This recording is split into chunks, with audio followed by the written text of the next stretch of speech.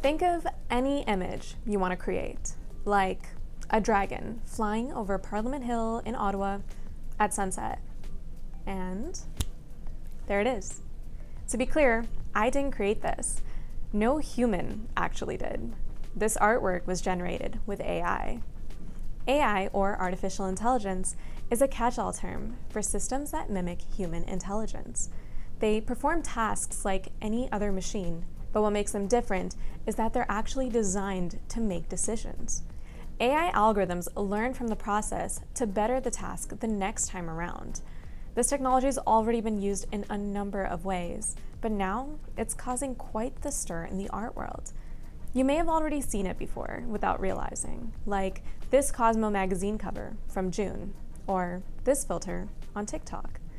AI art generators like Stable Diffusion, DALL-E 2, and Midjourney take from large collections of existing images, and then they pull from these databases to generate entirely new creations. All it needs from you is a prompt. So if I give you a prompt like ocean on Mars, could you show me how we would do that? Yeah, let's do it. We can put in our prompt, and so you wanted ocean on Mars. And we can start really basic just with that, and you will get something. So we can hit enter and see what it does. We could also create variants from any of these. So again, if you're like, this one's close, or I want like more in that general direction. The more common thing I would say is you realize that like, that's kind of a cool interpretation, but what I really meant was, you know, something else. Like I actually wanted an astronaut in there. Yeah. Or I wanted like a specific style, like I wanted it to look more like a painting or more like watercolor. Okay, cool. So if I like those ideas, what if we wanted an astronaut and we wanted it in like a surrealist style? Cool, let's try it. So there's kind of an art to prompting, right? Yeah, for sure. And there's many different sort of styles and techniques. So I guess like many different arts, there's no like one true way. So this looks great. Like that's a super cool, right? interesting concept. Yeah. Like if you searched an astronaut over the ocean on Mars in a surrealist style on Google, you probably wouldn't get this kind of image. Yeah, I highly doubt that. Like if you want to control the image, like if you have a very specific idea that you absolutely want the computer to give you that exact thing, it's actually more difficult than if you approach it as sort of this like collaborator with its own kind of idea of the world. But there are like actual practical physical limitations that some people have that would prevent them from creating. I think a lot of the accusations against AI artists are that it's like lazy or, you know, basically like, oh, they're not doing anything, the computer is doing it. But even if that is the case, and it absolutely isn't as far as I'm concerned, but even if it is the case, if they're able to express their creativity like with the push of a button, like, I don't know, for me that just seems great. Like why would we not want to enable that?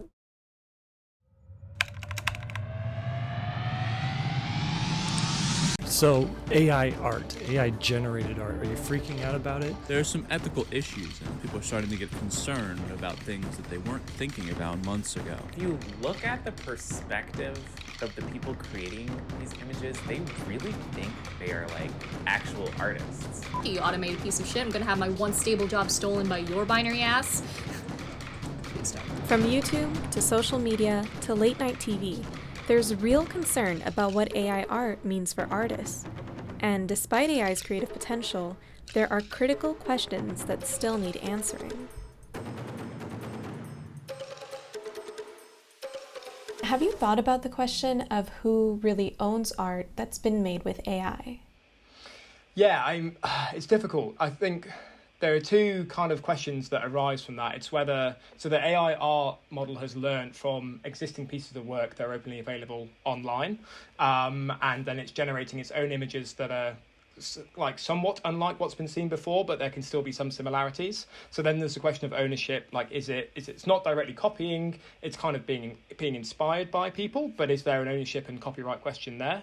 And then I guess the other side of it is, okay, someone has used this thing to generate the picture, but they haven't, apart from maybe giving it some prompts, they haven't done that much to make the art themselves. So do they own it, or is there another case of like the AI owns it itself because the AI has generated the photo? What impact do you think AI generated art might have on traditional artists going forward? With it kind of working as a tool and allowing more people to get on, especially for digital art, I think like physical art is a completely separate topic of conversation, but for digital art, I think it allows many more people to get on and and be able to produce those kind of pictures. And if people who produce digital art aren't using these AI tools, I somewhat feel they're going to be left behind because they're not going to be able to cope with the pace that other people are generating images with, or the kind of the maybe not level of detail, but just like the rapid iteration that you can get by using these AI art tools. That if you're not using that, you're going to be a definite disadvantage to people who are. There are definite concerns when it comes to artists potentially losing their jobs, and the issue of ownership when it comes to AI art databases. But art generators are still in their early days, and while we work through these critical issues, this new technology still shows a lot of potential for making art accessible.